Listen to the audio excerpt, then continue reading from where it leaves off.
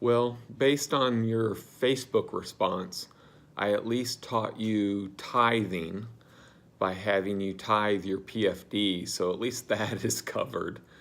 Advice to pass on to my children and grandchildren about money, it covers such a huge area. Your mom and I really struggled with money when we first got married. It caused us all kinds of problems.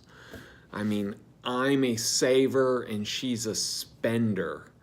And so when we got married, she had all kinds of debt and I had a nice savings account. And so like a good husband, I paid off all her credit cards and her car in our first year of marriage. But then babies came along.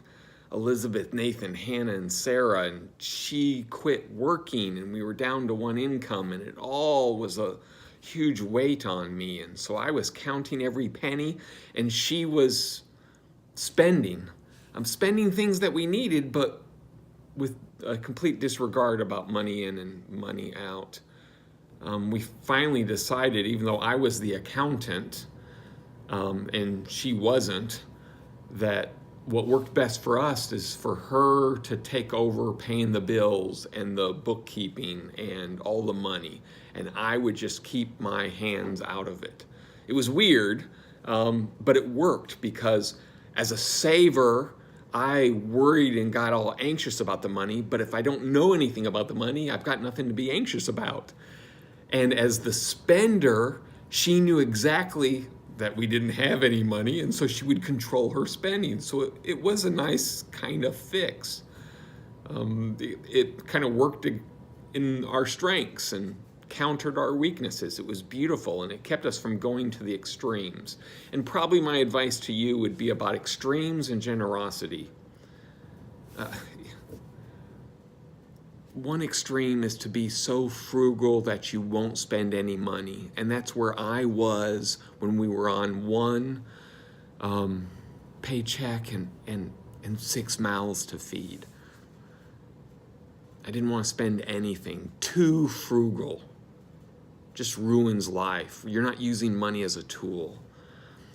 And avoid that, and avoid the other extreme. And the other extreme is spending money like it grows on trees, because Scripture is very clear. We're not to be a miser, we're to be generous, but we're also not supposed to hoard it. If you hoard it, then you're not really using it as a tool either. So Cheryl and I were both wrong in our extremes.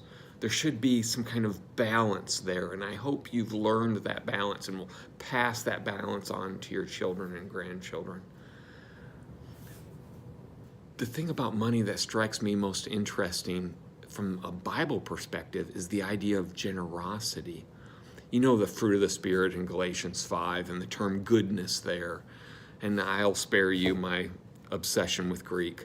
But the word goodness in the Greek is the exact same word for generosity. So that from a New Testament perspective, goodness and generosity are the exact same thing. And so, money advice from me to you. Use money to be generous. Use it as a tool of ministry and service. And not to give all your money away so that you need money, but to be generous in spirit and with your finances. Tithe. Stay between frugal and in debt. But be generous to good causes. I hope your mom and I have been good examples of being generous to you all. I hope that rings true. I know we haven't been the best examples. I haven't been the best examples. And almost all of this letter writing stuff to the next generation is about trying to pass on ideas of being godly, holy in a world that's not. And I hope you would learn from my good words and even my bad examples, guys.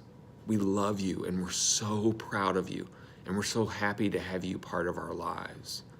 You'll never understand.